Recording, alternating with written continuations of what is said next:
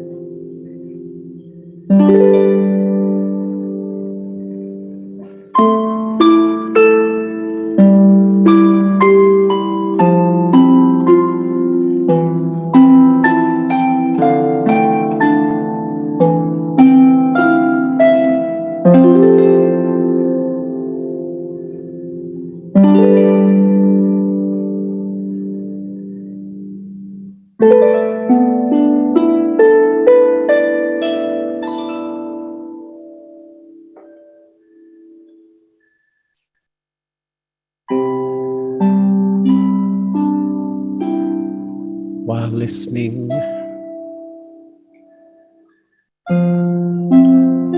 to this divine music,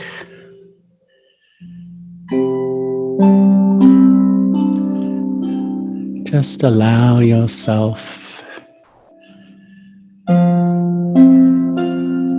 to completely relax.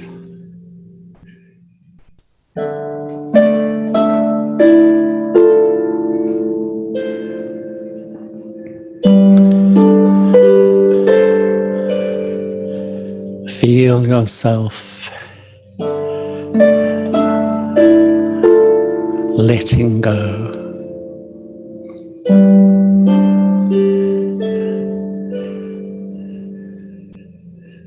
Just feel your mind becoming lighter and lighter.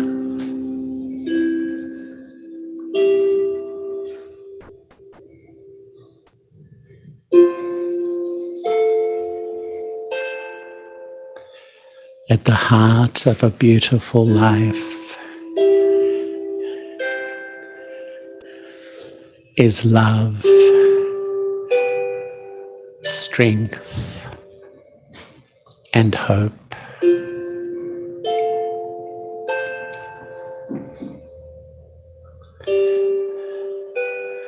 But where does it begin?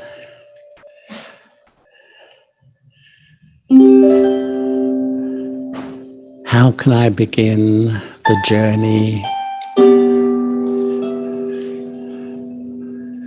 to deeper love, greater strength,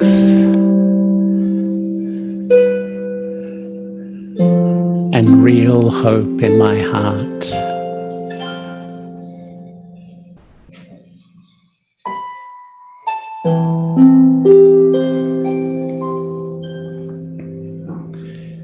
It begins with the relationship with me.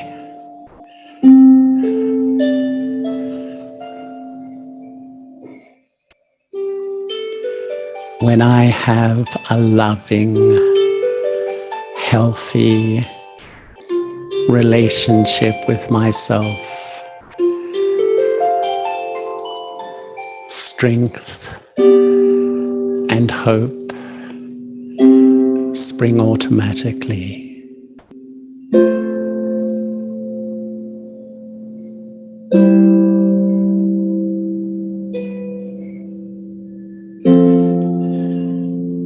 But when I have an unhealthy relationship with myself, I feel weak and anxious.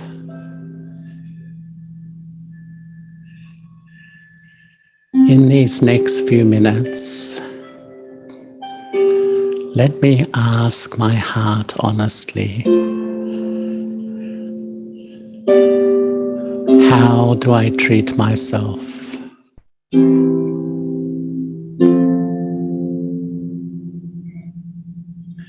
Am I loving? Am I kind? Do I give myself respect?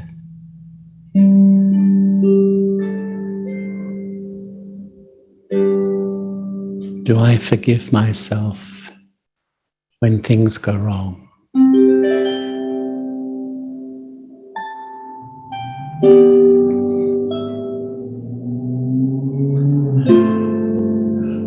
Or do I speak harshly to myself?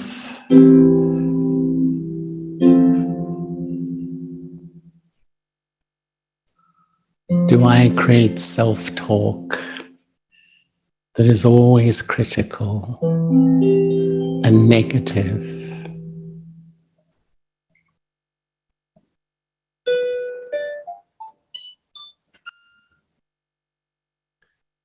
Because at the heart of a life filled with love, strength, and hope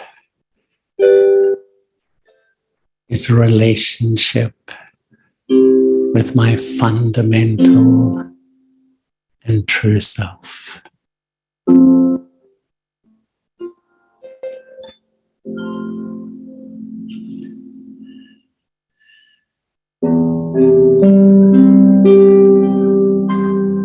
To begin the journey towards love, strength, and hope, gently visualize yourself as a radiant point of light.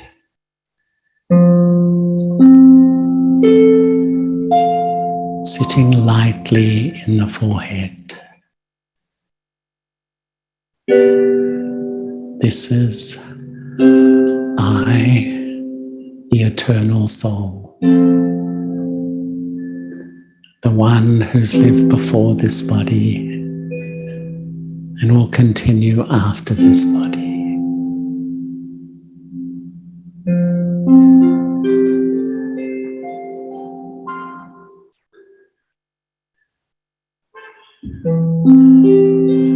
And let me begin the process of letting go all the limited identities I've collected.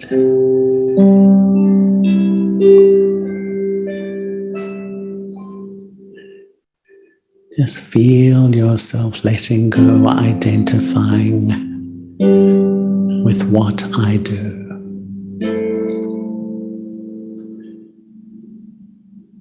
I may be a parent, a partner, a colleague. That is not who I am. That is what I do. And just feel yourself stepping back, letting go, withdrawing from identifying with what I do.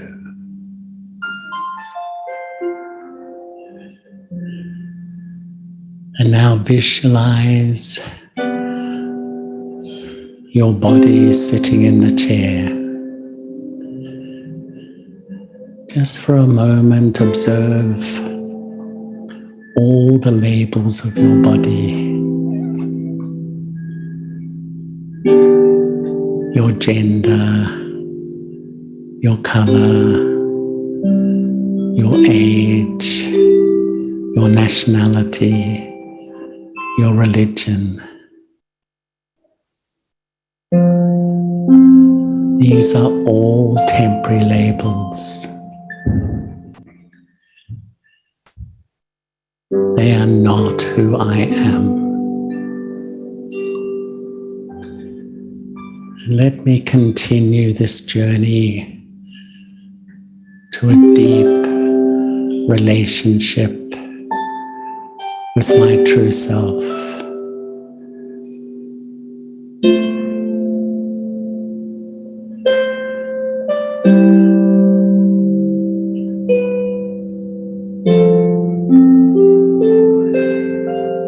And see the self, the tiny soul,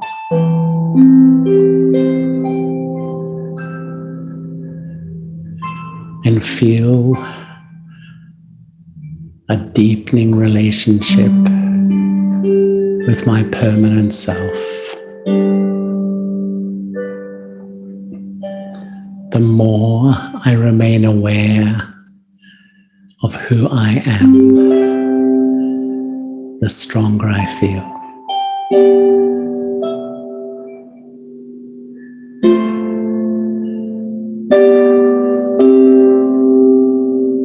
And feel the sweet feelings of peace soothing your mind, calming down your heart.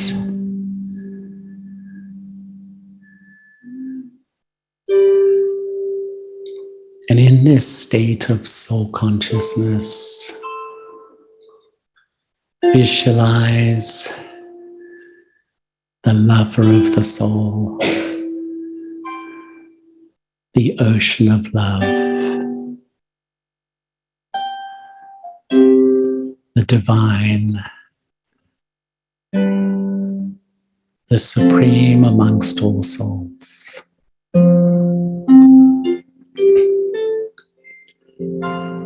Visualize this radiant jewel of light,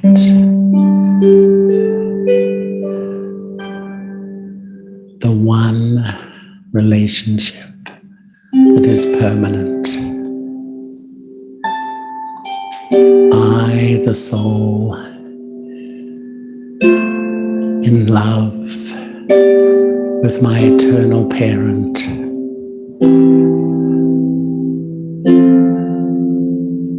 I'm not imagining, I'm relating to a real living being. And just allow the subtle thread of your intellect to touch the one who is the ocean of love.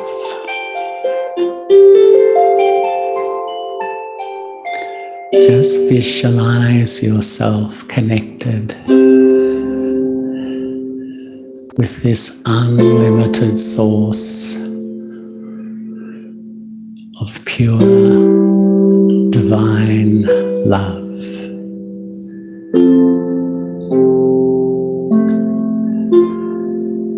And become like a little child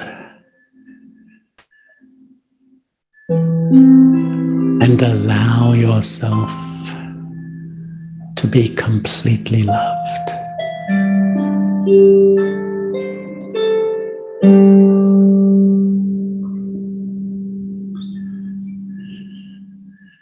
Just for a few moments, completely keep your focus on connecting with the ocean of love and feel this love entering the core of your being. Just hold these thoughts.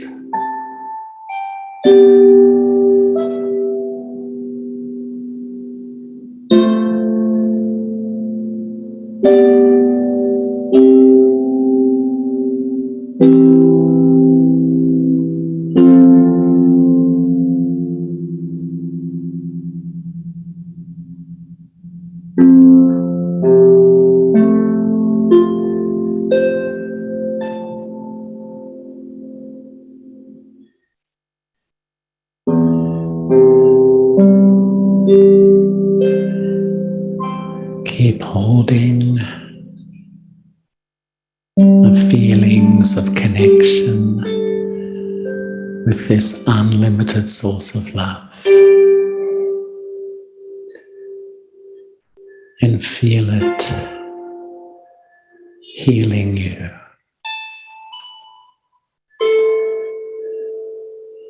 Liberating you from identifying with your past.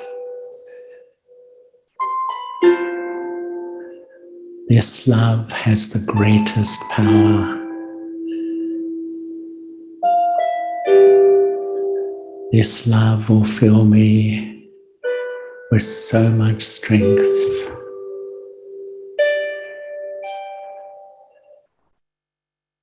This love will make me resilient.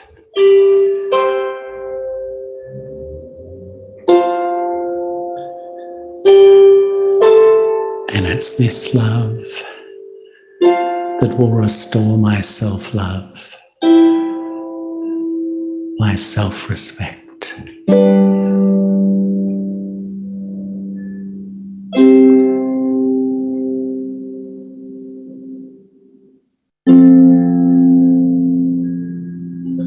I am a loving soul. The more I remember this one relationship that is permanent,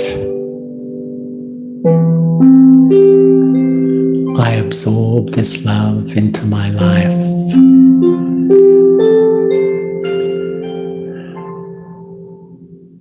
And I become an instrument of God's love.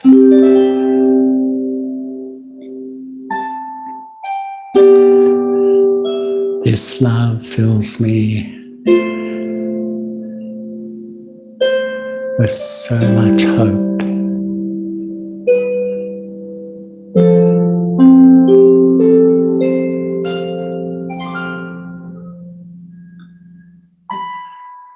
And when I hold these elevated feelings in my mind, my mind becomes like a perfume that spreads these sweet feelings into the atmosphere.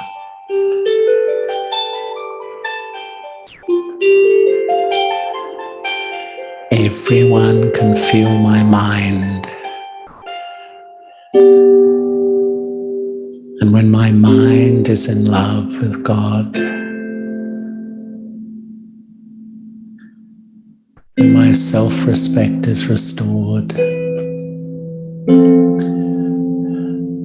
the fragrance of my mind colors the atmosphere.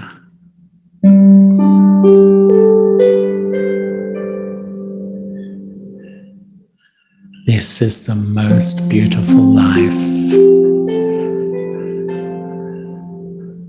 To live in this incredibly challenging world.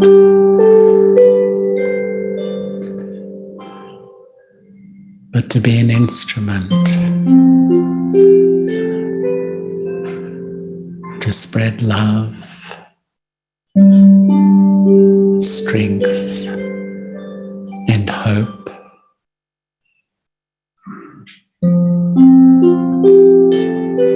By just being who I am.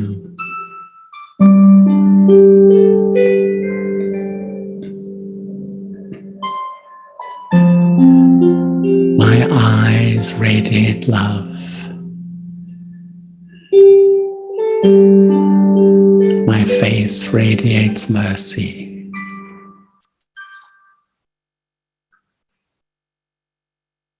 And my vibrations uplift everyone's spirit.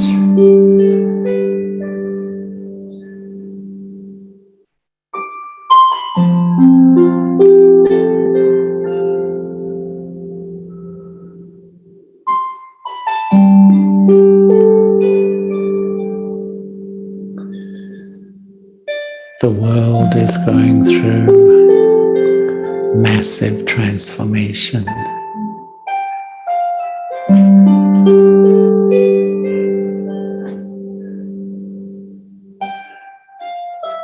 The more I think and analyze what is going on,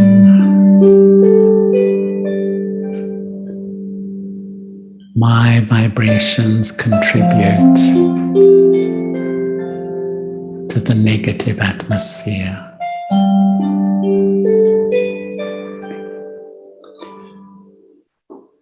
But when I choose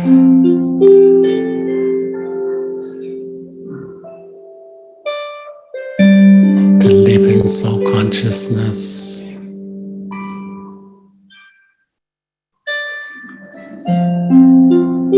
have loving feelings for myself,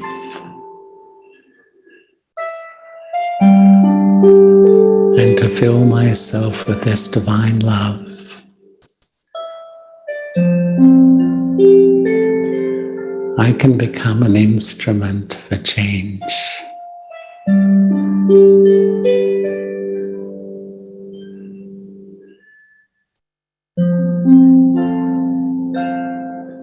As I go about my life,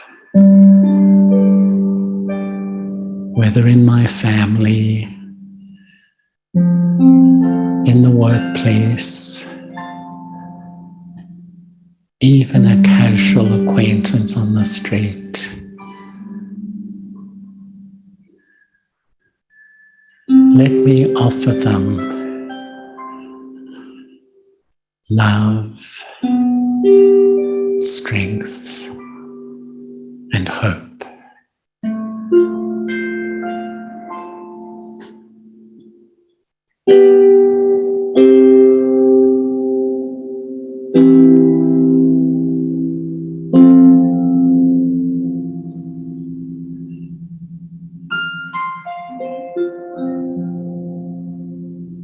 Just feel I am an instrument of these feelings.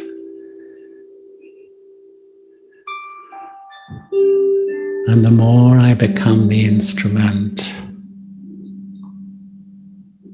I create a life with purpose, a life with meaning, a beautiful life.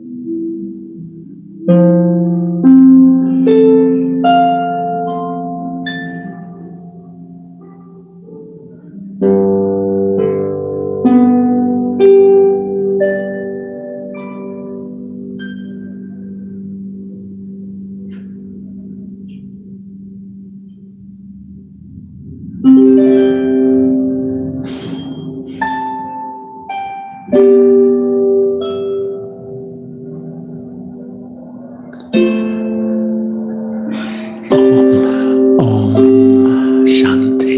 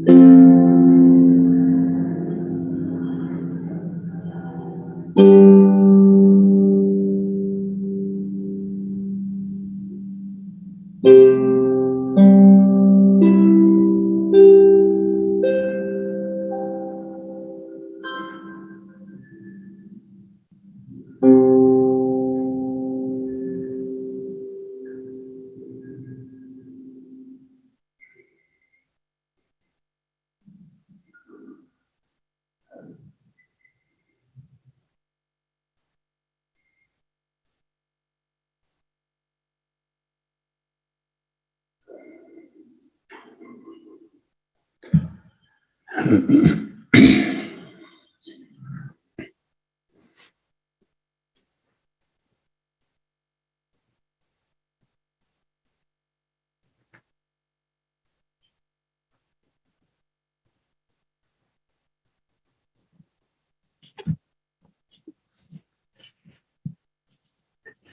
thank you so much, everyone.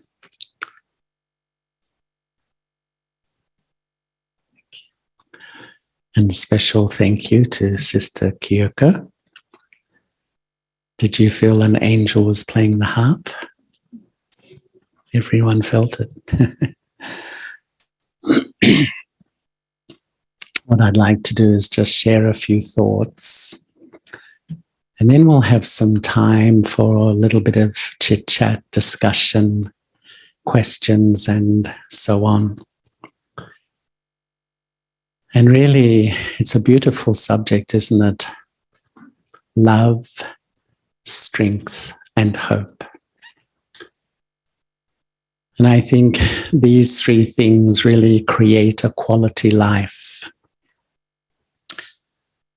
And these three things really help us manage this extraordinarily challenging world that each one of us has to deal with, not just on a daily basis, on an hourly basis. And I would say these three things are, in a sense, the heart of spirituality, true spirituality. Well, the angel's just gone. And I think that love gives strength to the heart. Love gives power to the heart. Strength gives power to my thoughts and feelings. And hope gives power to my future. But where does it all really begin? What's the seed of really not just talking about these lovely ideas, but actually making them happen in my life? You know, I think love is the seed. Love is the great power in life. And I think that when I taste the quality of love, there's no greater power to shift something profoundly deep inside myself. And if I reflect on all the languages in the world, I don't think there's anything written more about than the subject of love. And if you reflect on all the languages of the world, there's nothing sung more about than love. I think we all know that. You know, love is the pinnacle human experience. And love is definitely, in my experience, the most transformative human experience. And I was attending the World Parliament of Religion some years ago, and there was a rabbi there who was speaking. And he said there's three things. There's information, knowledge, and wisdom. He said of himself, I have lots of information, a little knowledge, and no wisdom. I think he was being quite humble, actually. But we have so much information about love. If you Google the word love, you get over 1 billion results. There's so many theories, beliefs, ideas about love. But the wisdom of love is to actually express it in life, taste that experience and actually express love in my life. And I honestly believe that that is the most beautiful life, the highest quality life. And I think many of you know Daddy Janki, who was the head of the Brahma Kumaris until 2.5 years ago. She passed away at the age of 94. She never really had a formal education and yet had a wisdom from life. And once she said something like that the ultimate result of all knowledge is to be completely loving. And I love that. It's almost like if I absorb truth into myself, how does truth appear? Do I become an incredible academic, a big intellectual? No, it appears as love. It is expressed as love. And if I really reflect on my own life, I would say that my observation and what I love about spirituality is this gentle, observation of your inner world. And when I observe my heart full of love, I notice I feel so relaxed. I feel so easy. And I'm definitely more generous and compassionate towards others. To me, the most powerful thing in life is a loving heart. And a loving heart can break down barriers. A loving heart can fill empty hearts. A loving heart can heal hearts in pain. And yet on the other side, when the heart lacks love, the repercussions are extraordinary. Have you noticed the mind can never rest? You know, that agitated mind, something's missing, sort of searching, seeking, looking, something is missing. And to me, the first need in life is love. The first desire in life is that quality of love. And when I don't taste it, 1,000 other desires begin to emerge. The desire that you respect me, you recognize me, the desire for power, the desire for control. Look at our world. This is our world. Why? Because I think somewhere that quality of love has really been lost. And sometimes, when I reflect on our world, all the crises in our world, I promise you I won't list them because I think we're all just over it. So many crises in our world. But what I feel is the greatest crisis is relationships. Because there's a lack of true love. And when the human soul doesn't taste that love, it's just like things don't work within me and in my life in general. And for the first time in human history, we're watching the breakdown of the family. And the family is that sort of support unit that nurtures my heart with love, belonging, and care. And we all hear constantly about mental health issues today. And there's a whole lot of reasons for that. But actually, from a spiritual perspective, when there's a lack of quality love in this life or a last life, it's like my thinking and my perception just doesn't work anymore. And I think that, spirituality is about love, strength, and hope. But when I sow the seeds of true love, that is the foundation of feeling strong and resilient. And the whole framework of my thinking begins to change from sort of a whole anxiety about what will happen to a sense of more hope. And to me, the first wisdom of love is to have a loving relationship with myself. And I find the wonder of this world.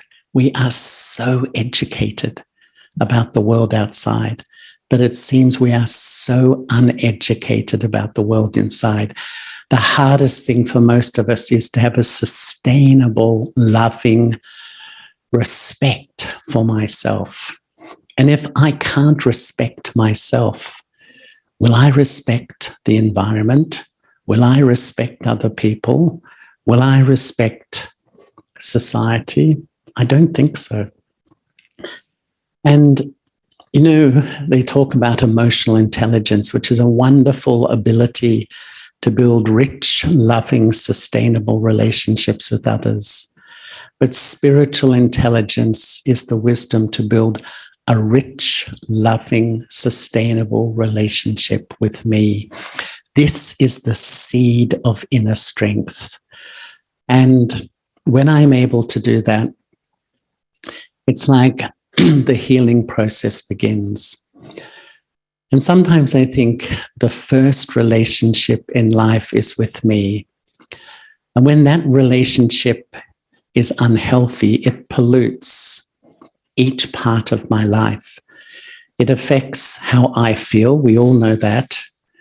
It affects my relationships with others. It even affects my physical health as well. How important is it to heal this first relationship with me? And this is why on this journey to love, strength, and hope, the seed is really rebuilding that fractured relationship I have with myself. When I really reflect on this, I think that when I look inside, there's like three personalities inside. Have you ever felt there's more than one person living up here? And two of these personalities, I would say, really suppress the experience of love, and one of them begins to really grow it. And the first personality takes its whole sense of self from my temporary body. I call it the eye of arrogance or the eye of superiority. And when this eye is ruling, I compare myself with others. And I think, I am better, I know more, I am right. The way I think is right, the way I perceive things is right.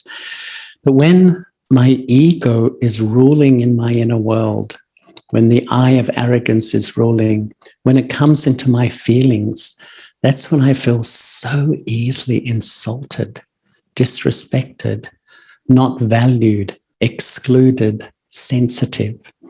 So when all the range of emotions, that spectrum of feelings is inside me, no, the false I is ruling my inner kingdom. I've lost the sovereignty. I might be well educated. I might know a lot of stuff, but I've lost the sovereignty of my inner world. And there's an incredibly deep relationship between ego and love. Fundamentally, the more ego I have, the less lovable I am. And what is the role of ego? When my ego rules my inner system, it makes you feel separate. In your head, it's reality that people don't include me, people don't give me belonging, people don't respect me. But the more ego I have, that's the mentality it creates. But actually, the eye of arrogance is a facade for the second eye, which is the eye that dominates our world. I often call it the vulnerable me.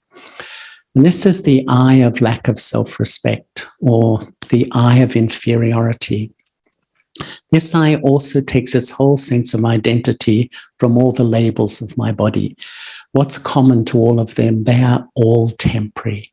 And when this eye is ruling my inner system, I compare with others. I think they're better than me.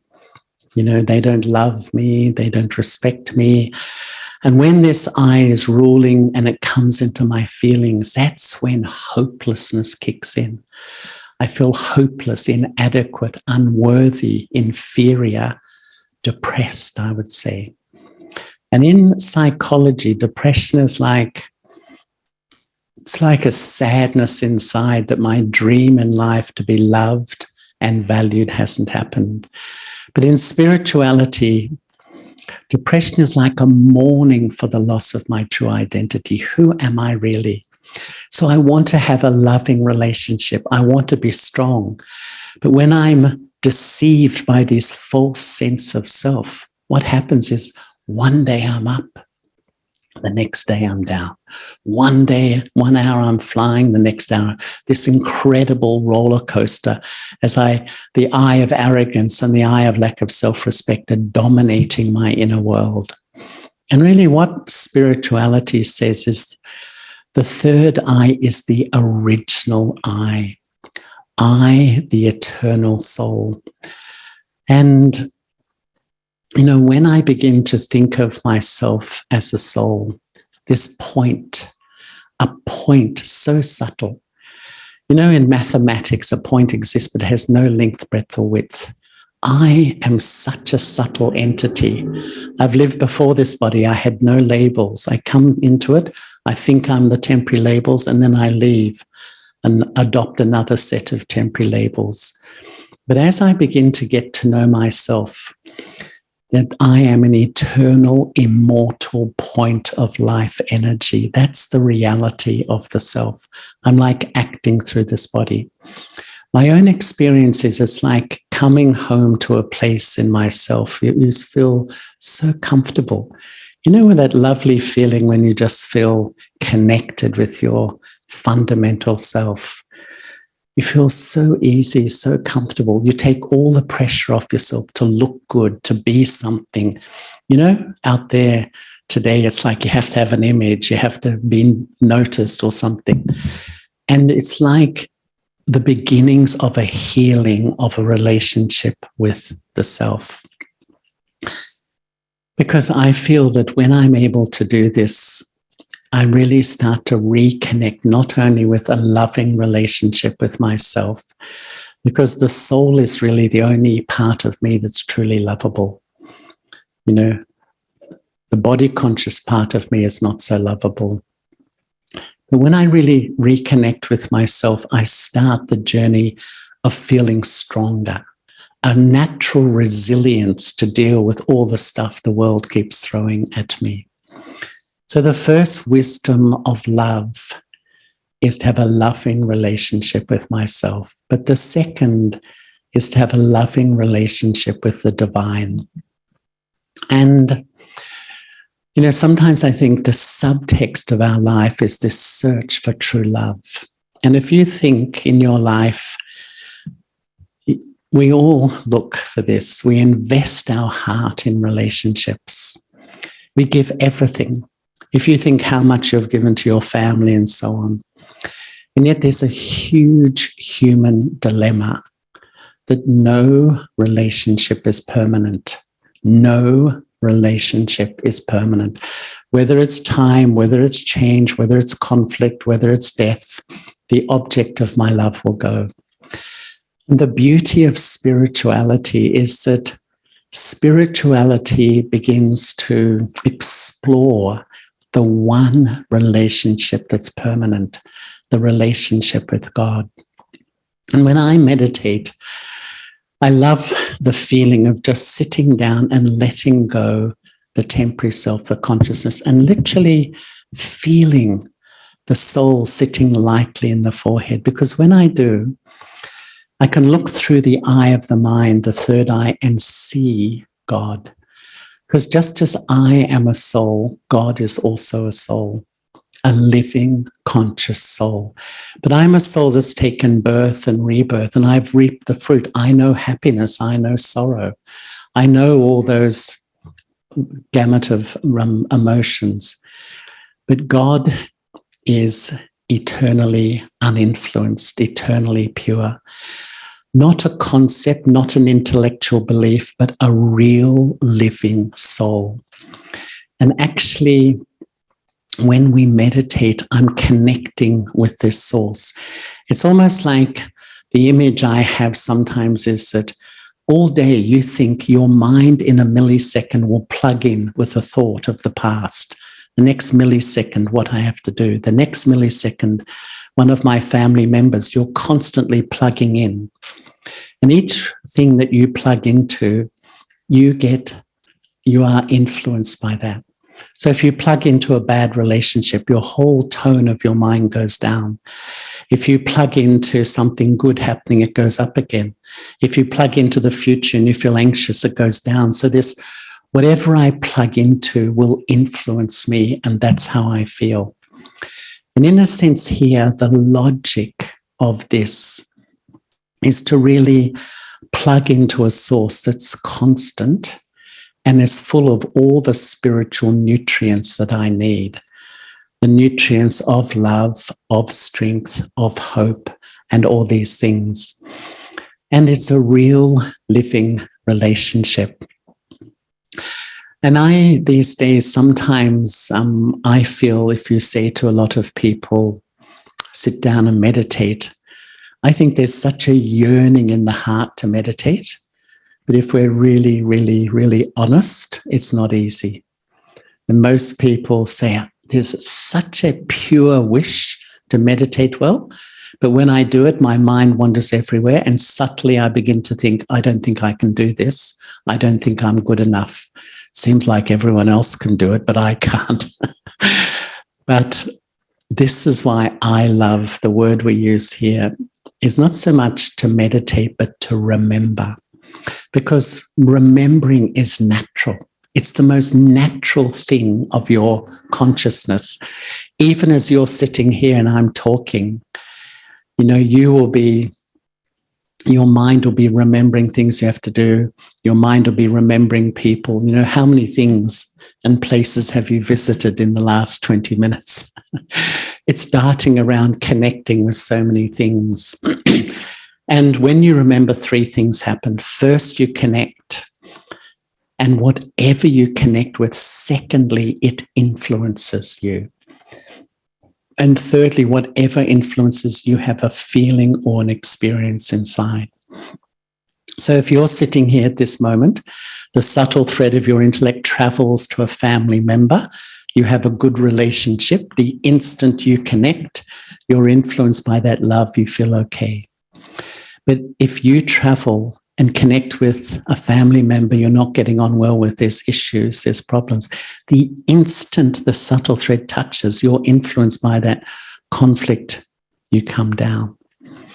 Really, the logic of what we're doing here is to remember that being that's constant, that's unlimited, that's full of love, power, peace, strength, hope. It's not my imagination. It's a real living connection. You can see me here, I think, can't you? Everyone can see me. I think you can, even those online.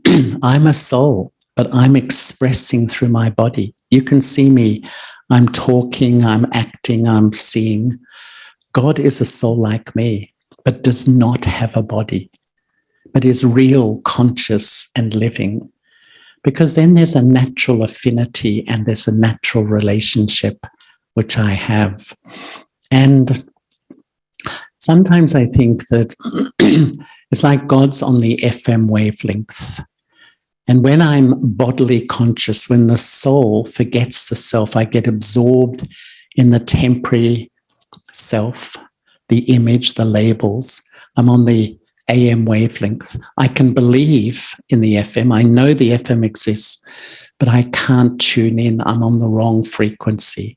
So I can believe in God. I can have faith, and perhaps that's what religion is about. But what we're trying to do here is go myself up to the FM wavelength and resonate on the same frequency so that this relationship becomes real. Why? Because I'd say the third wisdom I can say is that when there's a loving relationship with the self and the divine, the strength you develop, you will not get from any other place at all. And if you look at history and the people who've really influenced history, usually they've had this incredible connection with God. And I often think of it like my inner world is like a tree. A tree has a seed, a trunk, branches, and leaves. And your thoughts are like the leaves. You know, a huge tree has hundreds of thousands of leaves. So it's like the leaves are the end product of my inner world. There's just so many of them on the top. But what is feeding the leaves are the branches, my mental and emotional patterns. What is feeding the branches is the trunk, which is my subconscious in a way. But what's feeding my subconscious is my sense of identity. Who am I? And when I think I'm a body, that influences my subconscious, my mental, emotional patterns, overthinking. My mind is, because I'm so caught in this ego, lack of self-respect world, I'm fluctuating up and down all over the place. But when I sow the seed of my permanent and true identity, that I am the soul, it influences the trunk, my mental and emotional patterns of to be perfectionist or sometimes paranoid about things, all those, they change and my thoughts change. Because often we try to change my thoughts at the end of the tree. Who's had the experience? You pluck out a few negative thoughts, and what happens? A lot more grow again. That's the nature. So when we change the seed of who I am, it grows a tree which builds strength. My thoughts become strong. My feelings become strong because I've sowed the seed of truth of who I am in my inner world. But it takes practice. It takes practice. And really what we learn here is to go about my life, live my life as I am, but change what is happening in here. And start to live as I walk down the street, as I go to work, as I meet people. I start to think who I am and who they are. They're a soul too. And I start to remember the divine. And it's almost like when I reopen the truth of myself and this relationship, the byproduct is hope. I will naturally become more optimistic about my future because I don't really see it in material terms, in a sense. I see it in more unlimited terms. And I was actually in South Africa when Nelson Mandela became the president. Can't remember, but I think it was in the mid-90s. And, it was an amazing experience because it was like when he became the president, there was a whole country when I got there having a party. It was amazing. There was just such a feeling, no matter what racial group people were from, everyone felt somehow freed from something. And he had an incredible life because, I think he was incarcerated for 27 years, often in solitary confinement. And, when he went into jail, he himself said he described himself like a terrorist in a sense. But, in jail, he went on a deep spiritual journey. He read all the scriptures of the world. And he began to meditate. And someone asked him, what kept you going? Solitary confinement, 27 years. Could you imagine? His answer? Hope. He just said, I kept hope. I maintained hope. And, I think that really when he was in jail too, he developed this feeling for God as well. And I think that, look at our world. What can we say about our world at the moment? It's just such a, there's a million analyses of our world, which we read and we watch every day. But all of us have the hope for a better world for ourselves, our families, and each other. How can we do that? I think when we change ourselves. And one of the things that when I in my youth, I was one of those people always protesting against injustice and, everything like that. And I could tell you a lot of stories about, that. But, I began to realize our world will only change when we change, really when we transform, when we sort of really rebuild that love in myself.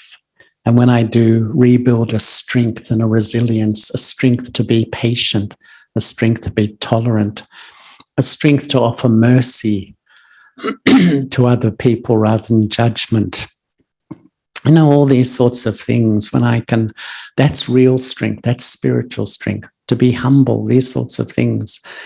And then it's like I create hope in my life. And when there's individuals around, when just our vibration, our attitude can really offer hope to others. So I think, we're in an incredible time, aren't we?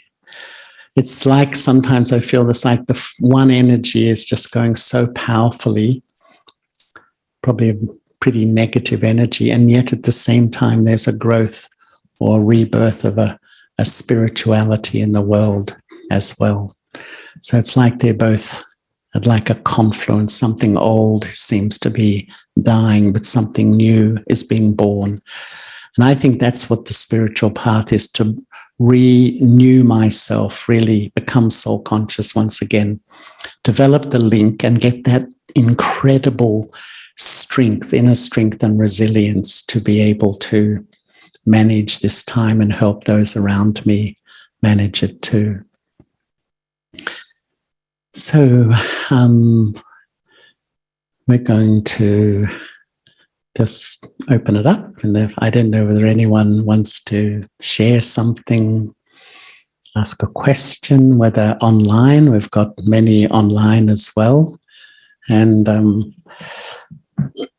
I keep looking at the television down there, but the camera's up there. So yeah, if anyone would like to share something, whether what you experience in meditation or whether you'd like to ask a question or make a comment, feel free. Most welcome. And I think if you do, there's a microphone that is going around.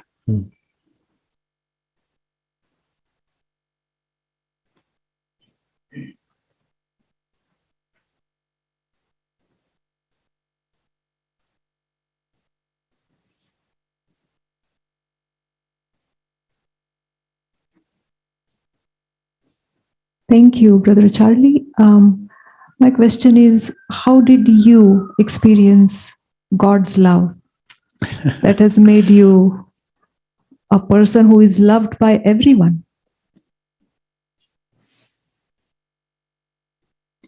Well, if I share my story, I actually grew up in Melbourne, and I think, like a lot who are sitting in this room, from a young age, I was a searcher, looking for something. My nickname at school was Swami. My friends called me Swami, so you could get an idea of what I was like. But to be frank with you, I went to church when I was 12 for confirmation. My parents weren't really religious at all, but, get the kids there. And after a few months, they asked me, what have you been learning? And I said, I was 12, very wise 12-year-old. I think I'm an atheist, I said. I just couldn't relate to what I was hearing. Maybe I was naive and innocent. And I went to university, but I was really, I don't know, there was something restless inside me. So I left it and I wandered the world, as you could do then, for some years. And I often see that as my education, because I lived with Buddhists and Sikhs and Hindus and Muslims and Christians and Taoists. I went right from Australia overland through Southeast Asia, India, the Middle East, Africa, and Europe. And that was a great education for me. And I became an agnostic. I'm not sure. But actually, when I came across the Brahma Kumaris, it was in London. And I suppose, when you hear something that just sits comfortably, and I really deeply appreciate that people are different. What sits comfortably in me doesn't sit comfortably in other people, which is absolutely fine. But the idea of who I am and the concept of God it just felt so comfortable. It felt rational, if I can even use that word. And I can remember one day I was just thinking so deeply about this connection. And it was like there was a pause button on time, and I felt so loved. And I'd had a good family, a good life, but I felt this was like such an incredible feeling. And I can remember feeling I've come home, because I think that there's this real relationship with God as a soul. It's a purity of love you won't get from anywhere else. And I think that's what we search for. We do enter relationships and they're okay, but we're still there's a memory that there can be something which is higher. And I think, Elizabeth Kubler-Ross, who is from Los Angeles, I think, amazing woman. And she, as you know, used to teach about grief. And when, we all have grief. And when even she used to say, when you lose something small, it opens a pre-existing wound of this sadness, this sense of loss. But she always used to say the original loss, the seed of all grief, is that somewhere I lost this perfect love with God. And I've tasted it, and somehow I've lost it. And that's like the original grief in the human soul. And I think that I feel I can really understand that, because when I experienced this love, it really changed me. I can see tangibly how I softened in myself, and I think a lot of my judgments and things softened, and I definitely became a lot more, I hope, understanding and compassionate towards other people. And it was a really amazing experience. And what I love to do, my favorite thing in life, is to sit in the early morning hours and just become a soul like a child and allow myself to be loved. To me, that's really what meditation is, if we use the word, just sitting in front of an unlimited source, allowing myself to be loved. And if I can't feel it, don't panic. Don't panic. Wisdom is to observe what's blocking it. And it's almost always a sense of inferiority, a sense of not being pure or worthy for such love. This is like an inbuilt thing. And sometimes I think that, for so many lifetimes, if I can use that, on this religious search, which I think most of us have been on, what has been taught is, we come in front of God or the God or whoever it was in the religion. Oh God, you're so pure, you're so great, you're this, and I'm so low, I'm so impure, And it's reinforced in my psyche such a sense of unworthiness. That is the biggest obstacle in life, the biggest obstacle in spiritual life, this sense of not really being worthy to be loved by such a being. And I think I've worked on that over the years to try and, really it's our right. And sometimes I think, in the religious path, it says, become pure and you can know God. Spirituality says, know God and that will make you pure. It's the other way around, that you have the right to know God. And the more I do, my thoughts become elevated, my thoughts become clean. My thoughts don't trouble me so much. But it's a journey. We all know it's a journey. It's definitely a journey. Thank you. There are few questions online. One of the question is, can you share some of your practices that helps you to go beyond the influence of your own personal experiences in this physical realm and go beyond the identity of it and go into the consciousness that you are the spiritual being?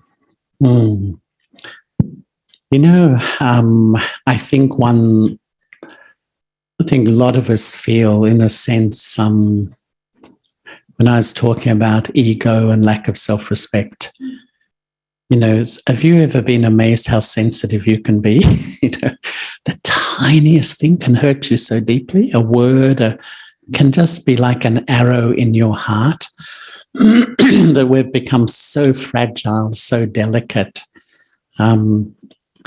so sensitive. And I think a lot of the journey spiritually is letting go this, the more the soul's lost its spirituality, it's become impure, if I can use that word, the more everything affects me, disturbs me, upsets me. And to me, it's really when I get so lost in that relationship with God, it pulls me beyond a lot of things that used to influence me. There's a natural, if I can use the language, detachment. And detachment's a bit of a tricky word because a lot of people don't like it. But actually, what I think, or what we learn here, is to be loving and detached. And actually, detachment protects your ability to love. When you're detached, you can be consistently loving because you're not influenced by people's moods, behaviors as much. So you can maintain love. The more you're dependent, the more people affect you. So one day you love them and the next day you feel really upset and disturbed by them. And I, in a way, I would say, excuse my throat, it's a bit.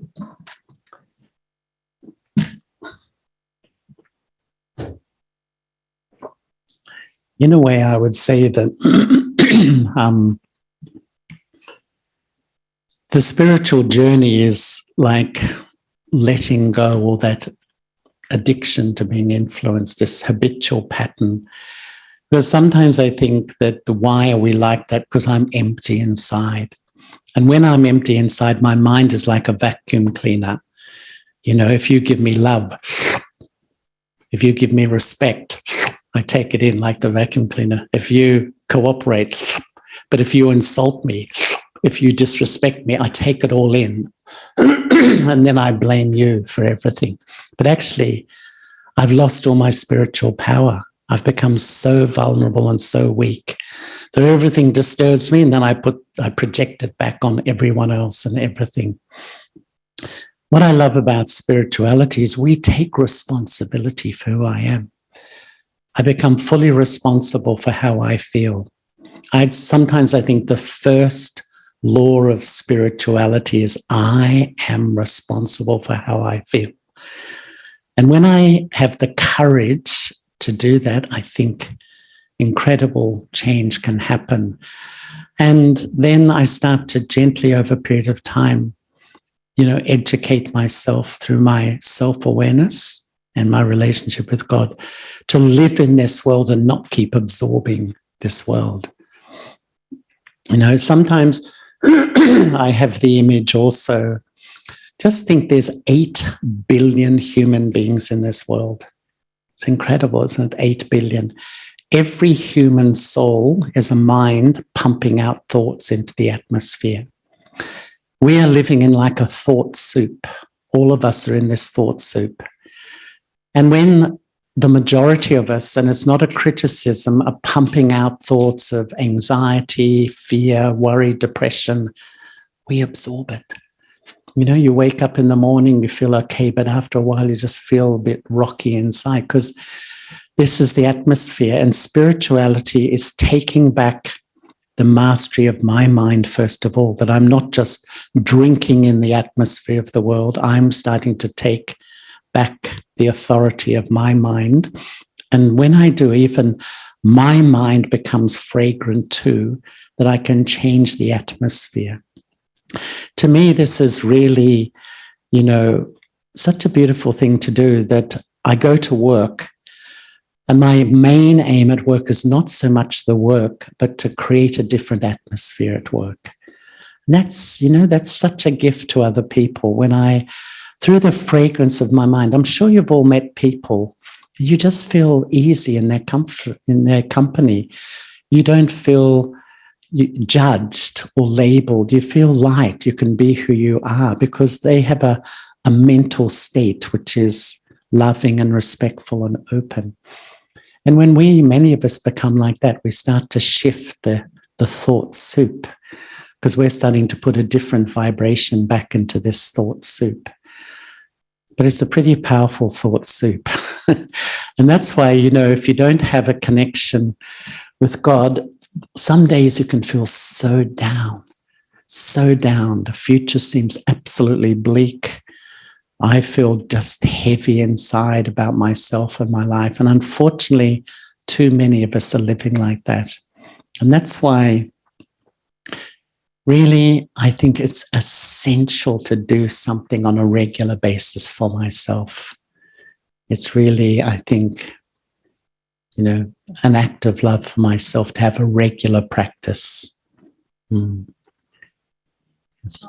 I have, my question is how to reconcile if we are, working on our self-love and, living in that way spiritually.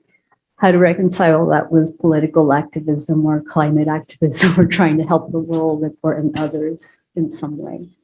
Yeah. Or do we just work on ourselves and everything else will be better? That's such an important question, because the seed of that is I want to make the world a better place. And I just tell you my story. I just alluded it because when I was 17, I went to the capital in Australia, Canberra it is, and Australia was supporting America in the Vietnam War. And, in my teenage years, I was out there on the streets. And I went with a few friends on a demonstration. There was a university festival. And, we started sort of walking, and some of the students got a little bit edgy, and whatever happened, I was arrested and put in the federal prison. And, I remember ringing up my dad in Melbourne saying, he said, "Hi, and how are you, having a good time?" "Dad, I'm in jail." But but it was a really interesting night for me because there was a lot of peace activists there. And there were so many arrested, we were all in the same cell. And they started to talk, about, and I realized I was just sitting, I'm 17, I was pretty young. And I began to listen to this conversation. I realized we were the peace activists, and we're the most angry, negative, aggressive group of people. And it just really dawned on me, this does not work.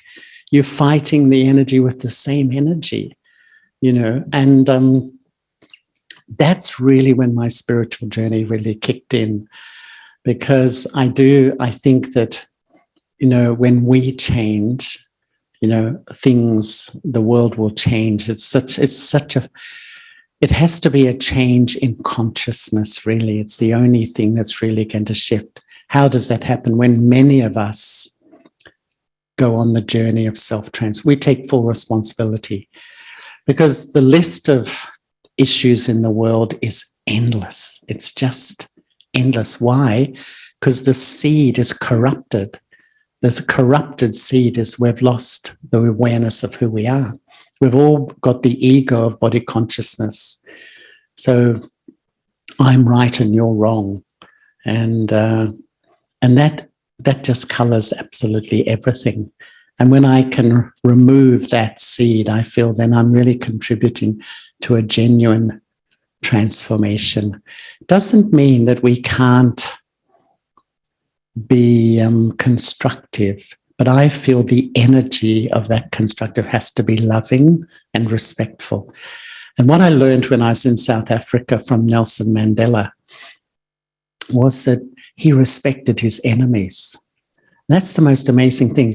What we do when someone is the person who's polluting the world or doing whatever they're doing, and we hate them, we put out that energy, it just creates more of that, trying to think of the word. But Nelson Mandela, he actually learned things from the people who incarcerated him, and he actually won them over.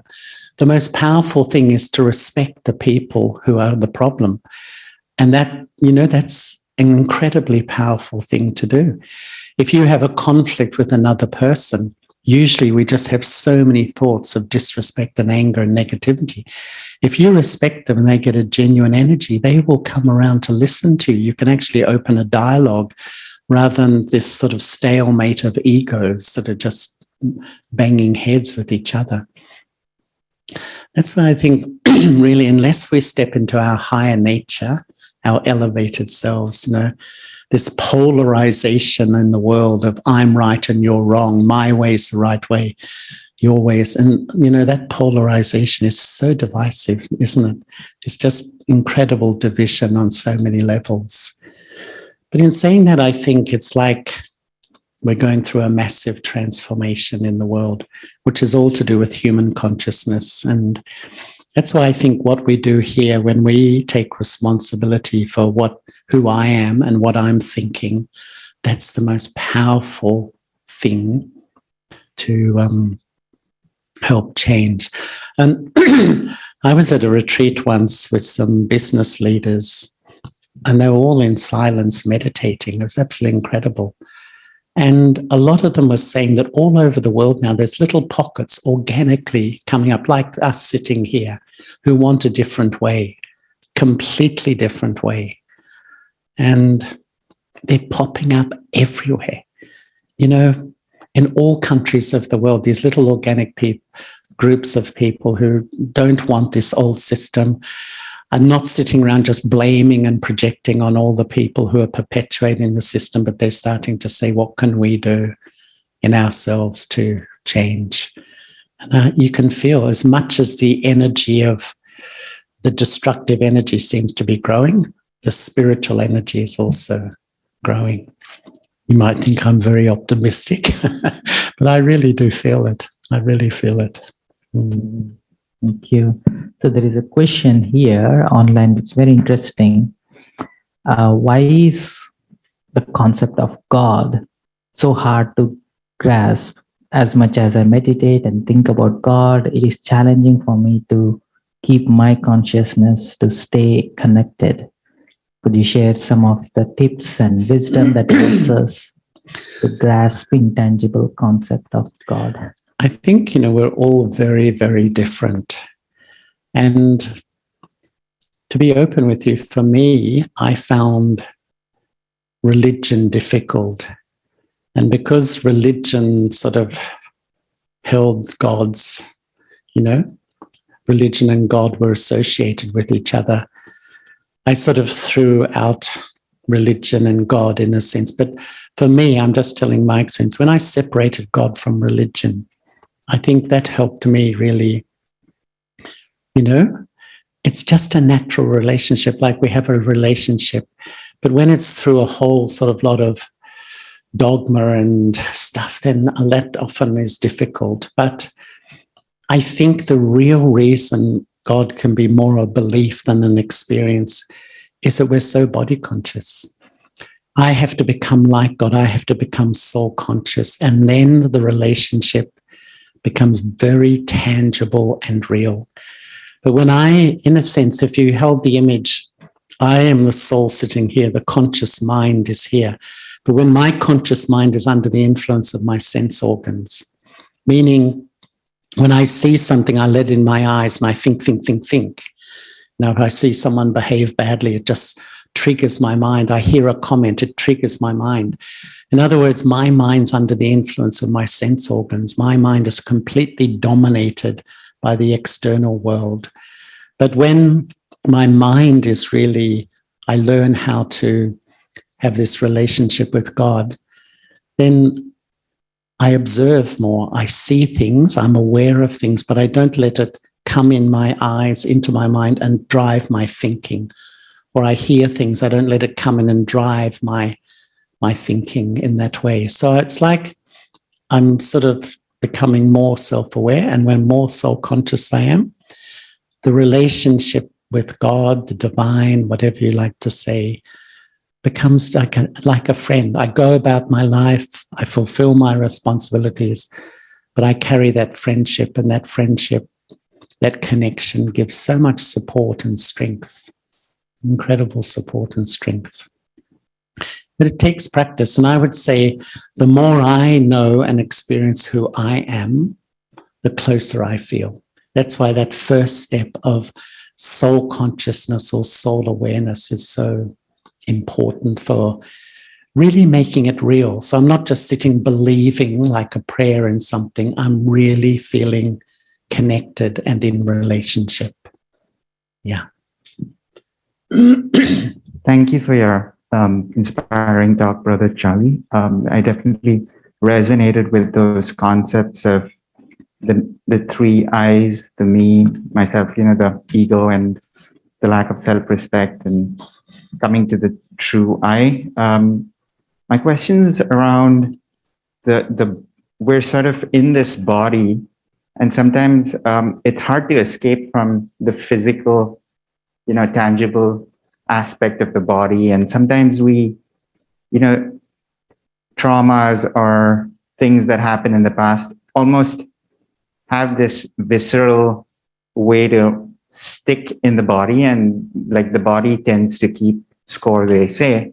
So is there a way to, what are your thoughts around that and ways to heal that, just, to ease some of those from a perspective of the body? Mm. The body is such an extraordinary instrument. Life is the marriage of the eternal self and the temporary self.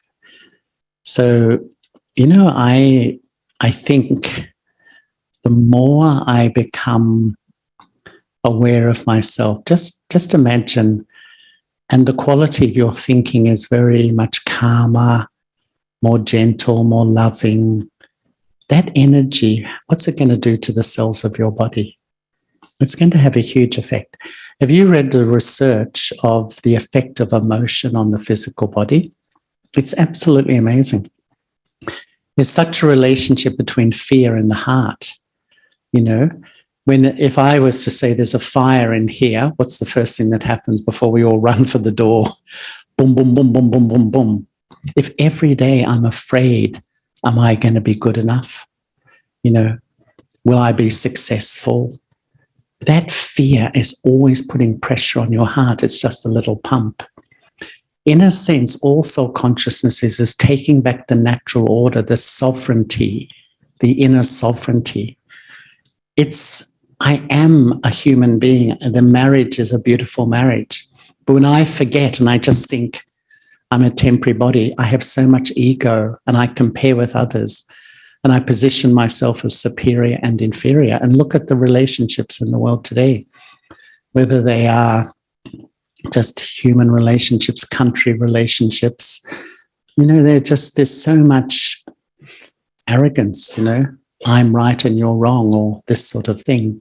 But when I'm more soul conscious, and there's a natural relationship, to the point I realize death is the most natural thing of all.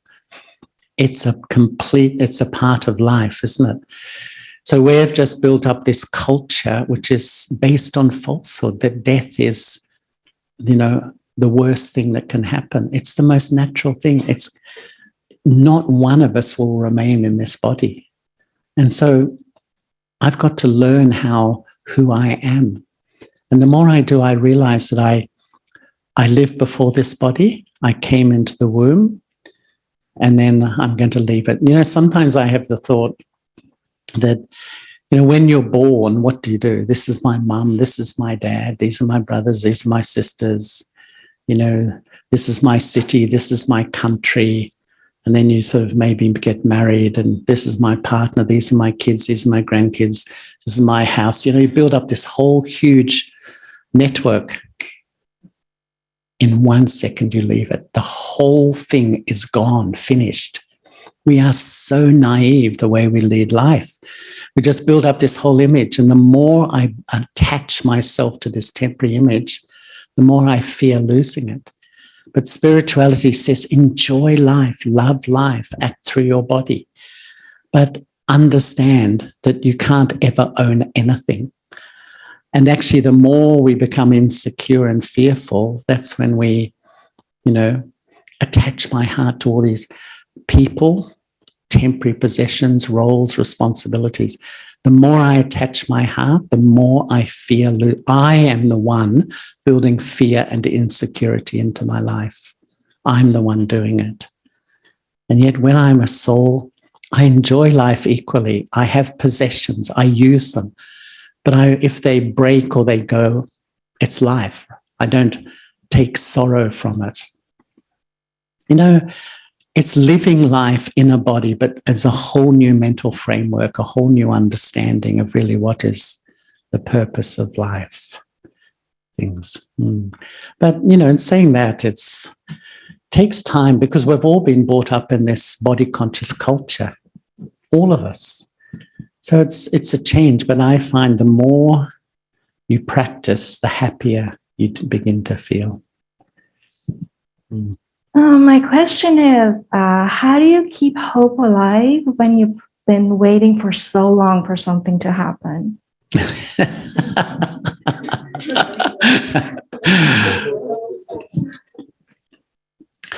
No, I think often we build hope on temporary things outside of ourselves.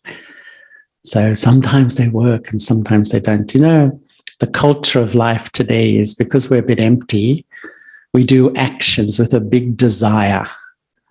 I want an outcome. I want a result. I want it to happen according to what I want. And when it doesn't, my hopes are dashed. I feel disappointed. Because in a way, the more I rebuild my foundation in life, because when I know who I am and I have a relationship with God, that can never be shaken. That's absolutely firm. So I build hope in myself. That's the real hope. And when you have a sense of self-respect and hope in yourself, you can have hope in others too. Your feelings for others, you have hope in their best person and their better life too. It's about me. Because sometimes, we have things like, I hope I get a good job. I hope. They're all transient things. Sometimes they may work, but often they won't work. And the law of life now, more often they're not working. So I build up hope, they're dashed. I build up hope, they're dashed. And so, to me, in a world at the moment, there's an epidemic of hopelessness. Unfortunately, there's an epidemic of hopelessness in the human soul. Sometimes I think there's a crisis in the human spirit. And when it bubbles to the surface, sometimes it's called stress, anxiety, depression, hopelessness, these sort of feelings. We've got to build a permanent foundation. Spirituality is basing my life on that which always exists, who I am and the relationship with God. So when all this stuff keeps changing around me, I can maintain hope. Otherwise, my hopes keep getting dashed very easily by situations. Anyway, I think I can see the time.